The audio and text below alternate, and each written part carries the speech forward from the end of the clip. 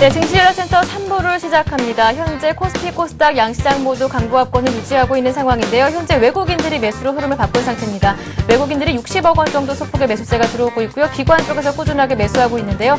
기관이 235억 원 정도 코스피 쪽에서 매수세를 유지하고 있는 상황입니다. 코스닥에서는 개인만이 지지를 해주고 있는데요. 139억 원 정도 매수 우위가 나타나고 있는 가운데 기관과 외국인은 매도하고 있습니다. 그렇다면 이 시각 코스피 시장 상황 자세히 살펴보도록 하겠습니다. 네, 시황센터입니다. 코스피 지수가 나흘 만에 반등을 성공했습니다. 현재 1790포인트 탈환을 시도하고 있는데요. 오전장을 마감하는 12시간, 현재 코스피는 2포인트 오른 1786포인트를 기록하고 있습니다. 오늘 코스피 1779포인트로 하락 출발했습니다. 하지만 이후에 낙폭을 빠르게 줄여가면서 1786포인트까지 올라가면서 상승으로 흐름을 확고히 한 상태인데요. 현재 보합권에 머물러 있지만 2포인트 오르면서 1780포인트 중반에 등락을 거듭하는 모습 보여주고 있습니다. 수급으로 다시 한번 체크해보겠습니다. 오늘장에서 개인만이 매도 포지션 취하고 있습니다. 현재 363억 원 매도 우위로 보여주고 있는데요. 개인의 이 같은 물량을 현재 기관과 외국인이 모두 소화하면서 주가에는 빨간불이 들어온 상황입니다. 현재 외국인이 4일 만에 매수로 돌아오면서 88억 원 매수하고 있고요. 현재 기관 쪽에서도 연기금을 중심으로 234억 원 매수 우위를 보여주고 있습니다. 이어서 코스닥 흐름도 확인해 보겠습니다. 코스닥 11시 구간과 별 차이 없이 움직이면서 상승 흐름을 유지하고 있습니다. 현재 4포인트 오른 482포인트를 기록하고 있습니다. 오늘 코스닥 479포인트로 상승 출발한 이후에 꾸준히 상승 탄력을 받으면서 480포인트를 지지하는 모습 보여주고 있는데요. 현재 480포인트 초반의 등락을 소폭의 등락을 거듭하면서 움직이고 있습니다. 수급으로 다시 한번 확인해 보겠습니다. 오늘장에서 기관과 외국인이 동반 매도하고 있습니다. 하지만 그 매도량이 그리 크지는 않은 상황인데요. 현재 기관이 73억 원 매도하고 있고 외국인도 50억 원 팔고 있습니다. 기관과 외국인의 이 같은 물량을 개인이 모두 막아내면서 주가에는 빨간불이 들어온 상황인데요. 현재 개인은 139억 원 매수 우위를 보여주고 있습니다. 이어서 원달러 환율도 체크해보겠습니다. 환율이 83일 만에 최저 수준을 기록하고 있습니다. 현재 3원 40전 하락한 1158원을 기록하고 있습니다. 오늘 환율은 1158원으로 하락 출발한 이후에 1156원까지 낙폭을 더 키우기도 했습니다. 오늘 글로벌 달러가 약세를 보여주고 있는 가운데 역외 세력에서도 달러를 매도하고 있어서 원달러 환율은 하락 압력을 받고 있는 것으로 풀이됩니다. 이어서 시가총액 상위 종목군 코스피 어떤 흐름 보여주고 있는지 확인해 보겠습니다. 뚜렷한 상승 업종이 나타나지 않는 가운데 종목별 차별화가 이루어지고 있습니다. 대장주인 삼성전자가 0.1% 약보합권에서 움직이면서 80만 원을 지지하고 있습니다. 이어서 포스코도 오늘 1% 이상 떨어지면서 51만 원을 기록하고 있고요. 반면 신한지주가 1% 강세 보여주고 있고 현대모비스가 1% 이상 상승 움직임 보여주고 있습니다. 다음 종목들도 확인해 보겠습니다. LG화학이 0.7% 약보합에 움직이면서 파란불이 들어온 상태고요. 현대중공업과 한국전력, KB금융은 모두 강보합에서 움직이면서 빨간불을 켜고 있습니다. 이어서 코스닥 흐름도 확인해 보겠습니다. 코스닥 실적 시즌을 맞이해서 중소형주가 강세를 보여주고 있습니다. 대장주인 셀트리온은 0.7% 약보합에서 움직이고 있습니다. 반면 서울반도체가 1% 이상 강세 보여주면서 41,050원을 기록하고 있습니다. 포스코 ICT도 0.8% 강보합에서 움직이고 있습니다. 다음 종목들도 확인해 보겠습니다. 메가스터디가 0.6% 강보합에 움직이고 있고요. 태용이 5%, SK컴스가 3% 이상 급등하고 있습니다. 이어서 오늘 특징 테마주 확인해 보겠습니다. 오늘장에서 의약품 관련주가 전업종 중 가운데 가장 높은 상승률을 보여주고 있는데요. 신임 보건복지부 장관 취임 이후에도 국가의 의약품 약값을 조정하는 정부 정책이 이어질 것이라는 전망에 의약품 관련주 급등하고 있습니다. LG생명과학이 4% 이상 강세 보여주고 있습니다. 동화약품과 고령제약도 5% 이상 급등하고 있고 부검약품 역시 3% 이상 강세 보여주고 있습니다. 이러한 제약주에서 신종플루 관련된 종목들도 강세를 보여주고 있는데요. 다음 달부터 일반인을 대상으로 신종플루 백신 접종이 신고된다는 소식도 들려오고 있습니다. KPM테크가 10% 이상 두 자릿수 상승세를 보여주면서 강세를 보여주고 있습니다. 파루가 4%, CTC바이오가 3% 이상 크게 오르고 있습니다. 국내 생명공학업체가 줄기세포 치료제 임상 시험 단계를 마치고 세계 최초로 상용화 단계에 접어들었다는 소식에 줄기세포 관련주들도 큰 폭으로 오르고 있습니다. 산성 PNC가 14.9% 가격 제한폭까지 오르고 있고요. 차바이오니 12%, FC 메디코스트가 6% 이상 강세 보여주고 있습니다. 마크로젠도 5% 이상 급등하고 있습니다. 네, 마지막으로 4대강 관련주들도 큰 폭으로 오르고 있는데요. 지난 주말 발표된 개강 명단이 4대강 사업에 대한 이명박 대통령의 의지를 표명한 것으로 해석되면서 4대강 관련주들도 급등하고 있습니다. 동신건설과 이화공연 모두 가격 제한폭까지 큰 폭으로 오르고 있습니다. 사무개발과 특수건설로 13% 이상 강세 보여주고 있습니다. 네, 한 주를 시작하는 월요일장 양시장 모두 빨간불이 들어오면서 강보합 움직임 보여주고 있습니다. 오후장 들어서도 상승 탄력을 유지할 수 있을지 끝까지 확인해 보시기 바랍니다. 지금까지 시황센터에서 전해드렸습니다. 네, 이 시각 시장 상황까지 자세히 살펴봤습니다. 현재 코스피, 코스닥 양시장 모두 빨간불이 들어와 있는 상태고요. 코스닥의 움직임이 코스피보다는 조금 더 견조한 상태입니다. 외국인 코스피 쪽에서 매수세 꾸준히 유지하고 있는데 현재 70억 원 정도, 제가 좀 전에 말씀드린 것보다는 조금 더 매수 폭이 조금 더 늘어난 상황입니다. 기관 마찬가지로 꾸준하게 매수하고 있고요. 코스닥 쪽에서는 개인만이 지수를 지지해주고 있는 모습입니다. 네, 오늘 3부에서는 동부증권 일산지점의 박성일 연구원님과 함께하겠습니다. 안녕하세요. 예, 안녕하십니까. 네, 현재 그래도 코스피, 코스닥 양시장 모두 국내 증시 견조한 흐름을 보여주고 있습니다. 그렇다면 네. 오늘장 이슈는 어떤 것들이 있는지 짚어주시죠. 예, 오늘장 이슈 일단 코스닥부터 말씀을 드리면 네. 바이오, 줄기세포 관련해서 제약이나 의약 관련 주들이 굉장히 많이 움직이고 있는데요. 이런 것들은 최근에 코스닥 시장이 굉장히 약세를 보이면서 개인들이 좀 부진했던 이런 대기 수요들이 좀 몰리면서 최근에 그 전기차, 그 다음에 바이오 쪽이 좀 좋은 흐름을 보여주고 있는데, 이런 좋은 흐름들이 계속 갈지 계속 가지 않을지는 일단 기관과 외국인 수급에 달려있다고 보는데, 이번 주는 아무래도 선물옵션 만기일이 좀 있는 관계로 좀 이렇게 잠깐 동안 움직이는 현상에서 그칠 거라고 예상을 하고 있고요. 코스피 시장 같은 경우에도 내일 FOMC 회의랑 그 다음에 선물옵션 만기일 지나봐야 어느 정도 결정이 될 거라고 생각이 되고, 금리 인상 시기가 이번 달이 될지 다음 달이 될지 다시 한번 추가 인상을 할 텐데요. 그 시기에 좀 맞물려서 방향성이 정해지지 않을까 싶습니다. 네, 그렇다면은 오늘 하반기 투자 전략도 한번 짚어주시죠. 예, 하반기 투자 전략은 가장 크게 보셔야 될 거는 금리 인상을 계속해서 할 텐데, 이런 금리 인상이 어느 정도 수준까지 될 것이며, 이런 금리 인상 수혜주는 어떻게 될 것인지, 첫 번째로 그걸 좀 찾아야 될 것 같고요. 두 번째 같은 경우는 이런 금리 인상이 되면서 워낙 강세가 좀 보인다고 하면, 아무리 봐도 환율이 계속해서 하락한다고 생각을 하셔야 될 텐데요. 이런 환율이 하락하게 되면서 좀 수혜를 보는 업종들, 그리고 환율이 하락을 하게 되면서 좀 피해를 보는 업종들을 좀 찾으셔갖고, 기존에 많이 올랐던 IT 수출주들 중심으로 해갖고 좀 매도를 하실 종목들을 좀 선별해 내시고요. 그 다음에 호텔 신라와 같은 이 여행, 항공, 운수 업종들을 좀 잘 보시면서 매수하셔야 될 업종을 좀 생각해 보셔야 되는 게 아닌가 싶습니다.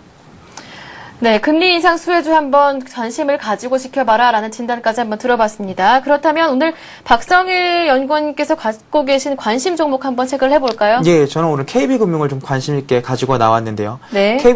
KB금융 같은 경우는 2분기 대규모 적자를 좀 시현을 했고요. 1.5조 원에 가까운 충당금을 쌓으면서 아직도 시장에 대한 우려가 크지 않은 상황, 매우 큰 상황이라고 볼 수 있는데요. 네. 이러한 시장에 대한 우려가 계속해서 안 좋은 쪽으로만 방향을 잡을 것이냐, 저는 그렇게 보고 있지는 않습니다. 최근 기관 수급 동향을 보면 2주 가까운 시간 동안 100만 주 넘는 수급이 좀 들어와 있고요. 뉴스 같은 경우를 보시게 되면 최근에 기업은행과 KB금융 같은 경우에는 이렇게 계속해서 구조조정을 하겠다라는 말이 나왔는데요. 은행 같은 산업들은 대규모 인건비를 소비하기 때문에 이런 인건비가 어느 정도 조정이 된다고 하면은 아주 큰 폭의 상승을 갈 수 있는 기반을 좀 마련할 수 있다고 제가 말씀을 드리겠습니다. 그렇기 때문에 이런 구조조정 상황을 좀 자세히 살펴보신 이후에 KB금융은 5만원 선을 부근으로 해서 좀 매수를 하시고 6만원을 목표 가격으로 해서 가지고 가신다고 하면은 6개월 정도 중장기적으로 보셨을 때는 좀 큰 수익이 날 수 있는 종목이 아닌가 제가 말씀을 한번 드리겠습니다.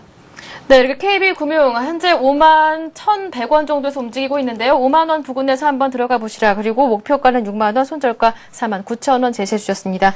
이어서 문자 종목 상담 순서죠. 스타 Q&A 바로 가겠습니다.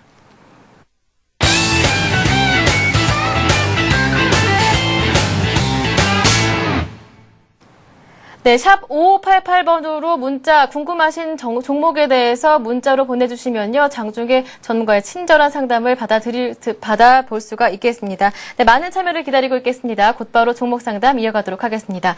첫 번째 종목은 삼성전기인데요. 종목 한번 살펴보겠습니다. 삼성전기 13만 5천 원에 매수하셨고요. 비중은 20%입니다. 손절해야 되나요? 기다리면 매수가가 올 수 있을까요? 꼭 좀 상담을 부탁드립니다. 라고 예. 말씀하셨는데요. 제가 삼성전기는 좀 쉽사리 말씀을 드릴 수가 없는 종목인데요. 삼성전기 같은 경우는 이미 수급은 많이 안 좋아진 상황입니다. 이런 수급을 돌려놓으려고 한다면 아무래도 기관들, 외국인들의 좀 긍정적인 시각이 필요한데 기관들, 외국인들 레포트는 굉장히 지금 엇갈리고 있는 상황이고요. 네. 기관들 중심으로 해서는 아무래도 3분기까지도 LED 공급 과잉은 없다라는 말들이 나오고 있지만 아무래도 외국계 레포트들 대부분을 읽어보시면 지금 현재 LED 공급 과잉 우려를 굉장히 크게 부각을 시키고 있기 때문에 네. 삼성전기의 방향성을 제가 말씀드리긴 쉽지가 않습니다. 그렇기 때문에 좀 수급적인 측면에서만 말씀을 드릴 텐데요. 삼성전기는 지금부터 하루에 한 1%, 2% 정도의 변동폭을 가지고 계속 움직일 텐데 이거는 아무래도 딜레마에 빠져있는 기관과 외국인들의 수급을 싸움을 하고 있다고 생각을 하시면 되고요. 이런 수급 싸움의 승자가 누가 될 것인가는 제가 말씀을 드릴 수 없습니다. 그렇기 때문에 12만 원을 지지선으로 해서 기관 쪽에서 매수세가 계속 들어오고 있는데 현재 외국인들의 매수를 좀 어느 정도는 받아서 넘어간다고 하시면 추가 매수를 좀 하시든가 아니면 좀 기다릴 수 있는 전략 보유를 하시면 뭐 13만 3천 원, 6천 원까지도 어느 정도 쉽게는 올라갈 수 있을 거라고 생각이 되고요. 외국인 매도세를 받아내지 못하고 여기서 넘어간다고 하면 예전에 크게 지지를 받았던 10만 원대까지 밀릴 수 있는 어느 정도는 포트가 열려 있다고 제가 말씀을 드리겠습니다. 그렇기 때문에 좀 주의 깊게 보신 다음에 여기 12만 원 선을 기준으로 손절과 그다음에 추가 매수를 좀 정하시는 걸 제가 추천을 좀 드리겠습니다. 네, 우선 수급이 불안합니다. 외국인들이 매도를 하고 있기 때문에 수급이 불안한 상황에서 정확한 진단보다는 12,000원 선, 12만 원 선에서 한번 지지 여부를 확인해 보시고요. 추가 매수 여부도 한번 결정해 보시길 바란다는 종목 상담까지 받아봤습니다. 곧바로 다음 종목 상담을 이어가 보도록 하겠습니다. 6159님께서 남겨주셨는데요. 동부하이텍 9,216원에 매수하셨고요. 비중은 20%. 목표가와 손절가 전방 부탁드립니다. 라고 남겨주셨는데요. 매일 청취하는 애청자입니다. 라고 하셨는데요. 고맙습니다. 상담 곧바로 이어가 보죠. 예, 최근에 그 에그플레이션 우려가 나오면서 동부 하이텍이 좀 움직였는데요. 동부 하이텍이 뭐 이렇게 제약 뭐 이런 그 농업 관련된 사업을 하는 건 아니고 예전에 가지고 있던 자회사인 동부 한농이 그런 산업들을 하면서 좀 주목을 받게 되었는데요. 동부 하이텍 같은 경우는 비메모리 반도체를 주력 산업으로 하고 있습니다. 그럼에도 불구하고 주가는 비메모리 반도체 공장 가동률이 굉장히 낮으면서 좋지 않은 모습을 보였는데요. 네. 최근 들어서 동부 한농을 좀 분할을 하고 동부 메탈 상장을 좀 시킨다는 얘기가 나오면서 이러한 동부 하이텍이 비메모리 반도체를 좀 하면서 그동안 계속해서 가졌던 부채들을 어느 정도는 삭감할 수 있는 기반을 좀 제가 마련했다고 말씀을 드리겠고요. 산업 자체도 공장 가동률은 현재 90%에서 100% 사이를 왔다 갔다 하고 있는데 이런 식으로 공장 가동률이 계속 갈 수 있다고 가정을 한다 그러면 지금 10,000원 근방에서 좀 밑에 있는 이런 동부 하이텍의 주가가 15,000원, 20,000원까지도 갈 수 있는 기반은 어느 정도 마련이 되어 있습니다. 아무래도 이런 것들은 시간이 좀 걸릴 거라고 예상은 되고 있지만 9,300원, 9,400원대에서는 크게 부담이 가지 않는 종목이기 때문에 현재 상황에서 기다리고 있는다고 하시면은 기존에 많이 올랐던 13,200원까지 다시 한번 바라볼 수 있는 종목이라고 제가 말씀을 드리겠습니다. 네, 이렇게 해서 동부 하이텍 13,000원대까지 한번 진입이 가능할 것 같다라는 진단까지 한번 들어봤습니다. 곧바로 다음 종목 상담 이어가 보죠. 다음 종목은요. 동양강철입니다. 41,000원에 샀는데 4,010원에 샀는데요. 어떻게 해야 될지 부탁드립니다라고 8897님께서 남겨주셨는데요. 동양강철 한번 봐보죠. 예, 동양강철 같은 경우 제가 차트를 좀 보면서 설명을 드리겠습니다. 알루미늄 산업을 굉장히 크게 하고 있는 업체인데요. 뭐 건설 경기가 좋다고 하면은 이런 업체들의 마진 단가가 굉장히 좋기 때문에 쉽게 좀 주가가 상승할 수 있는 기반 여건이 마련이 될 텐데 최근에 뭐 삼성물산, 현대건설을 비롯해서 대규모 수주들을 받고 있는 업체들이 수주를 계속 이어가지 못하고 있고 국내 건설 경기도 좋지 않은 관계로 건설업 관련주들은 크게 좋은 모습을 보이고 있지 않습니다. 지금 차트에서도 보시다시피 이렇게 박스권을 형성한 이후에 박스권 위로 상승할 만한 모멘텀이 보이고 있지는 않은데요. 현재 상황에서는 박스권 하단 부분이기 때문에 특별히 매도를 하셔야 될 이유는 없다고 판단이 되고요. 그렇다고 박스권 상단 부분인 뭐 4,400원을 넘어서 올라갈 수 있는 재반 여건이 마련된 종목은 아닙니다. 그렇기 때문에 일단 건설 경기를 집중적으로 좀 지켜보신 이후에 매수 단가가 지금보다 좀 높다고 하시면은 물타기를 좀 하신 이후에 기다리는 전략 제가 추천을 해드리겠고요. 4,400원 부근에서 매수를 하셨다고 하시면은 어느 정도는 이미 손실이 나셨기 때문에 일단은 기다리시는 전략 제가 말씀을 좀 드리겠습니다. 네, 4,010원에 매수를 하셨고요. 우선 지금 현재가는 33,570원을 가리키고 있는데요. 우선은 기다려보시는 게 좋겠다라는 전략을 세워주셨으니까요. 투자에 참고하시기 바라겠습니다. 곧바로 다음 문자 종목 상담 이어가 보도록 하겠습니다. 다음은 대우 인터내셔널인데요. 33,200원에 매수하셨고요. 20%를 들고 계신데요. 앞으로 전망과 매도까지 부탁드립니다. 라고 남겨주셨습니다. 3893님께서 남겨주셨는데요. 예, 대우 인터내셔널 같은 경우는 그 포스코가 인수한다고 해서 주가가 한 37,000원 부근까지 크게 올랐다가 26,000원, 27,000원 부근까지 크게 빠진 종목인데요. 일단은 그런 기대감들에 어느 정도 올랐다가 또 이런 기대감이 사라지면서 주가가 좀 하락을 하면서 수급이 많이 꼬였는데 네. 최근에는 그런 수급들이 어느 정도로 개선이 된 상황입니다. 실제적으로 살펴본다고 하시면은 뭐 외국에서 이러한 무역 산업을 하는 업체들의 경우 원자재 가격이 상승을 하면 이렇게 아무래도 수혜를 입을 수밖에 없고요. 이런 원자재를 받아들여서 납품할 수 있는 납품업체가 다변화될수록 주가는 상승할 수밖에 없는 구조라고 제가 말씀을 좀 드리겠는데요. 포스코에서 인수를 했기 때문에 이런 납품처는 어느 정도 확실히 정해져 있고요. 기존에 해외에서 하고 있던 사업들도 지금 대규모로 어느 정도는 성과를 내고 있는 상황입니다. 그렇기 때문에 크게 부담이 가지 않는 종목이라고 제가 말씀을 드리겠지만 아무래도 이런 LG상사, SK네트워크스를 비롯한 대우 인터내셔널 대부분의 종목들이 좀 무겁기 때문에 이런 종목들은 좀 중장기적으로 바라보신다고 하시면은 현재 상황보다도 좀 더 높은 주가 수준을 보실 수 있을 텐데요. 차트를 좀 보면서 설명을 드리면 지금 35,400원 정도에 있는 주가인데 38,500원 전고점 수준까지는 무난히 상승할 수 있는 여건이 좀 마련이 되어 있고요. 포스코의 시너지 효과도 이제 내년이 되고 후년이 되고 한다면은 실적에서 드러날 것이라고 제가 말씀을 좀 드릴 거기 때문에 중장기적으로 보유 의견 제가 한번 말씀을 좀 드리겠습니다. 네, 대우 인터내셔널 중장기적으로 보유해 보시라라는 전망까지 들어봤고요. 곧바로 다음 종목 살펴보죠. 유진투자증권인데요. 775원에 매수하셨고요. 비중이 많습니다. 90%인데요. 네. 유진투자증권 같은 경우는 현재 780원인데요. 증권주에 대한 얘기를 조금 드리면 증권주 같은 경우는 이제 업종 내에서 차별화된 주가의 흐름이 나타나게 될 확률이 굉장히 높습니다. 네. 예전 같은 경우에는 뭐 유진투자증권을 비롯한 중소형 증권사들도 뭐 거래대금이 늘어나면 대부분 수혜를 보고 있는 업종으로 분류가 됐는데요. 최근에는 그렇지 않고 어느 정도 상품을 좀 잘 팔고 랩이나 이런 상품들을 다변화해서 그리고 라인업을 좀 구축한 회사들, 대우증권이나 우리투자증권 같은 종목들 중심으로 해서 증권주는 매매하시는 게 좋고요. 예전에 IMF 때와 같은 증권주의 대세 상승은 일어나기가 쉽지는 않습니다. 뭐 단정을 지을 수는 없지만 500원에 가까웠던 주가가 15,000원까지 갔던 예전 상황이 다시 한번 그 반복될 수 있는 상황이 굉장히 좀 확률적으로 희박하다고 좀 생각을 하기 때문에 유진투자증권 같이 좀 어렵고 중소형 종목들 중심으로 해서 매수를 하시는 것은 좀 제가 부담이 있다고 말씀을 드리겠고 90%에 가까운 비중 또한 이건 몰빵을 할 만한 종목이 아니기 때문에 시청자분들께서도 어느 정도는 생각을 다시 한번 해보시고 현재 상황에서 크게 손실이 아니시기 때문에 일단 매도를 하신 이후에 좀 중장기적으로 성장할 수 있는 종목들 삼성증권을 비롯해서 이런 우량한 증권사들 중심으로 접근을 해보시는 것을 제가 추천을 좀 드리겠습니다. 네, 이렇게 해서 유진투자증권까지 종목 상담을 받아봤습니다. 지금까지 동부증권 일산지점의 박성일 연구원님과 함께했습니다. 네, 고맙습니다. 예, 감사합니다. 네, 곧바로 박성일 연구원님의 관심 종목 다시 한번 체크해보겠습니다. 화면 보시죠. 네, 박성일 연구원님께서 오늘 갖고 오신 관심 종목은 KB금융인데요. KB금융 목표가를 6만 원 제시해 주셨고요. 손절가는 4만 9천 원을 제시해 주셨습니다. 네, 이 시각 현재 코스피, 코스닥 시장 상황 한번 살펴보도록 하겠습니다. 네, 현재 코스피는 전거래일보다 2포인트 오른 1786포인트를 가리키고 있는 상황입니다. 현재 외국인과 기관의 꾸준한 매수세 들어오고 있고요. 외국인이 조금 더 매수 물량을 늘렸습니다. 외국인이 121억 원 정도까지 매수폭을 늘린 상태, 기관 쪽에서는 조금 줄어들었는데요. 기관이 투신권에서 매도가 나오고 있고요. 현재 186억 원 정도 매수 우위가 나타나고 있습니다. 이어서 코스닥 시장 가봅니다. 코스닥은 전거래일보다 4포인트 정도 오른 482포인트를 가리키고 있는 상황입니다. 개인의 매수 지지가 여전히 유지되고 있는 상황이고요. 외국인과 기관이 매도하고 있는 가운데 현재는 0.86% 상승 움직임 유지하고 있습니다. 네, 이어서 이 시각 주요 뉴스 살펴봅니다.